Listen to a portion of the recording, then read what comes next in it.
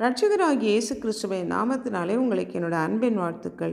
இன்றைய நாள் தியானத்துக்காக தேர்ந்து கொள்ளப்பட்ட வேத வசனம் ஏசாயா தீர்க்கதரிசன புஸ்தகம் 40வது அதிகாரம் 9வது வசனம். சீயோன் என்னும் சுவிசேஷகியே, நீ உயர்ந்த பர்வதத்தில் ஏறு. எருசலேம் என்னும் சுவிசேஷகியே, நீ உரத்த சத்தமிட்டு கூப்பிடு. பயப்படாமல் சத்தமிட்டு யூதா பட்டணங்களை நோக்கி, இதோ உங்கள் தேவன் என்று கூறுன்னு இந்த வசனத்தில் பார்க்குறோம்.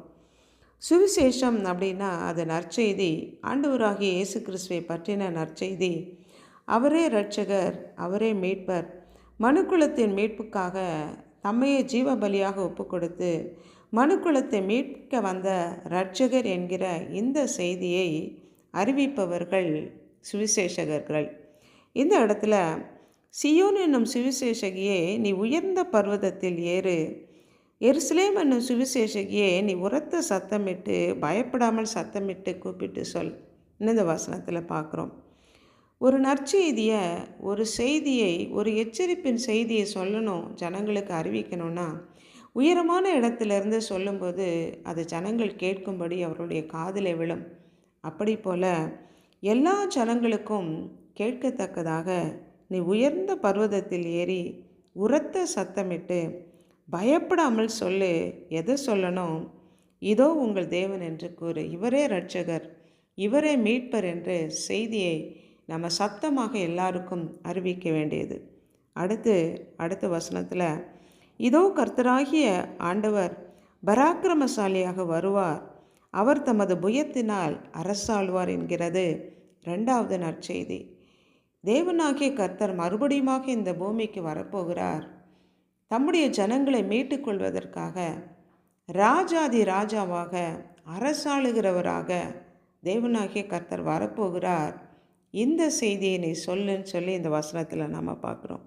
கர்த்தர் பராக்கிரமசாலியாக வரப்போகிறார். 3வதாக, இதோ அவர் அளிக்கும் பலன் அவரோடும் அவர் கொடுக்கும் பிரதிபலன் அவருடைய முகத்துக்கு முன்பாகவும் செல்லுகிறதுன்னு சொல்லி வசனத்தில் பார்க்குறோம். கர்த்தர் தம்முடைய பிள்ளைகளுக்கு அவர் நீதிக்கு சரி கட்டுவதற்காக கர்த்தர் வருகிறார்.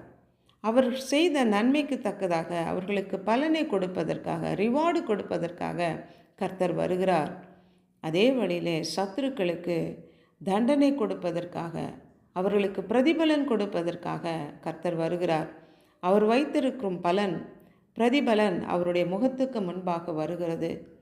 தேவன் தம்முடைய பிள்ளைகளை விசாரிக்கிறவராக, அவர்களுடைய கிரியைகளுக்கு தக்க பலனை கொடுக்கிறவராக ஆண்டவராகிய இயேசு கிறிஸ்து வரப்போகிறார்.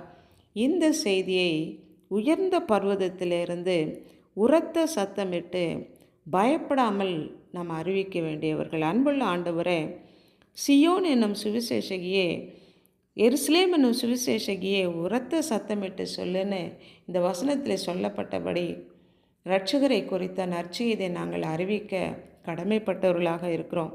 உம்முடைய வருகையை குறித்த செய்தியை ஜனங்களுக்கு நாங்கள் சொல்லணும். நீர் எங்களுக்கு கொடுக்கிற பலன், பிரதிபலன், இதை குறித்து கூட நாங்கள் ஜனங்களுக்கு நாங்கள் அறிவிக்கணும். உம்முடைய வருகையை நாங்கள் ஆவலோடு எதிர்பார்த்து காத்திருந்து மற்றவர்களை இந்த வசனங்களினாலே ஆற்றி தேற்றக்கூடியவர்களாக அந்த கிருபை நீர் எங்களுக்கு தரும்படியாய் ஜெபிக்கிறோம். பயப்படாமல் நாங்கள் சத்தமிட்டு, உரத்த சத்தமிட்டு, தேவரீர் நீர் ராஜ்யம் பாரம் பண்ண வருகிறீர் என்கிற அந்த நற்செய்தி அறிவிக்க எங்களுக்கு கிருபை தாங்க. இயேசு கிறிஸ்துவை நாமத்தினாலே ஜெபிக்கிறோம் பிதாவே, ஆமென்.